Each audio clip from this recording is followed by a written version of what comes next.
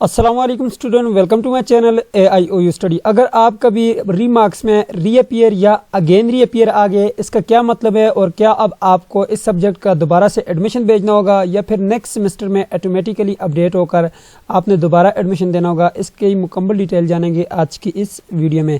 आज ये वीडियो का आगाज़ करते हैं। सबसे पहले आपने चैनल को सब्सक्राइब करना है, बेल आइकन को प्रेस करके ऑल के ऊपर लाजमी क्लिक करना है ताकि इल्म इकबाल यूनिवर्सिटी की आने वाली तमाम तर न्यूज़ अपडेट आपको बर वक्त मिल सके। सबसे पहले स्टूडेंट हम बात करेंगे, अगर आपने अपना रिजल्ट चेक किया है, अगर आपको रिजल्ट चेक करने का तरीका नहीं आता तो अब मैंने पिछली वीडियो में बताया हुआ है, वीडियो का लिंक डिस्क्रिप्शन बॉक्स में मौजूद है, आप जाकर लाजमी से इस वीडियो को देख लीजिएगा। यहाँ पे जब आप आते हैं और यहाँ पे आपके पास लिखा होता है रीअपियर, RE का मतलब है रीअपियर, यानी कि आपने एग्जाम दोबारा देना होगा। ठीक है, अब यहाँ पे अगर आपका लिखा हुआ है अगेन रीअपियर, मीन्स दैट के वही वाला पेपर जो आपने एक बार पहले दिया था वो इस बार फिर से जो है रीअपियर हो गए और आपने दोबारा से जो है देना है, यानी कि अगेन रीअपियर। ठीक है, अब यहाँ पे देखें, यहाँ पे 60 मार्क्स हैं, लेकिन स्टूडेंट का अगर आप यहाँ पे देखें तो रिमार्क्स में लिखा हुआ है रीअपियर।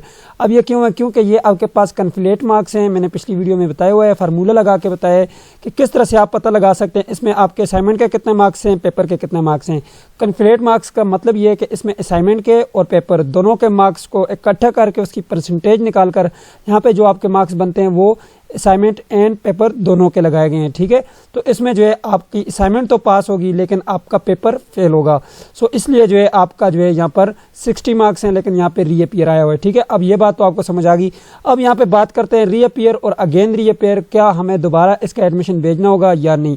स्टूडेंट, अगर आपका रीअपियर आया है या अगेन रीअपियर आया है तो आपके पास लास्ट चांस है, सेमेस्टर खजान 2021 के ये जो एग्ज़ाम होंगे इसमें आपके पास आखिरी मौका है। अगर आप इसमें जो है पास करते हैं तो ठीक, अगर नहीं पास करते दोबारा से अगेन रीअपियर आ जाता है या आपका कोई भी रीअपियर सब्जेक्ट आ जाता है तो फिर जो है उस पर आपको दोबारा से एडमिशन भेजना होगा सब्जेक्ट के लिए।